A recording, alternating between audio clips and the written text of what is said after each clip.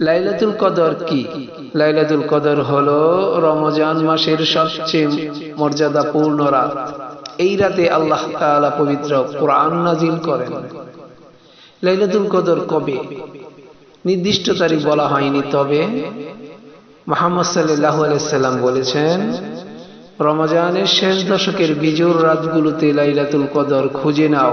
সহিহ বুখারী, সহিহ মুসলিম। সম্ভাব্য রাতগুলো 21শে রমজান, 23শে রমজান, 25শে রমজান, 27শে রমজান, 29শে রমজান।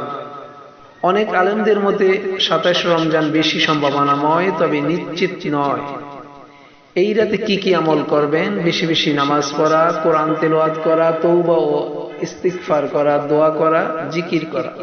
সবচেয়ে গুরুত্বপূর্ণ দোয়া, হযরত আয়েশা রাদিয়াল্লাহু আনহা জিজ্ঞেস করলেন, নবী সাল্লাল্লাহু আলাইহি সাল্লাম এই দোয়া শিখেছেন,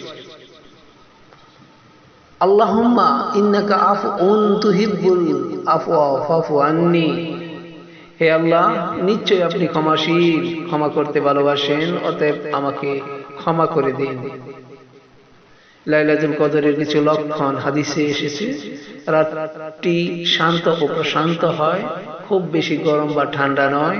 পরদিন সূর্য মৃদু আলো নিয়ে উদিত হয়। আল্লাহ আমাদের নসিবে লাইলাতুল কদরের রাত্রি নসিব করুন, আমিন।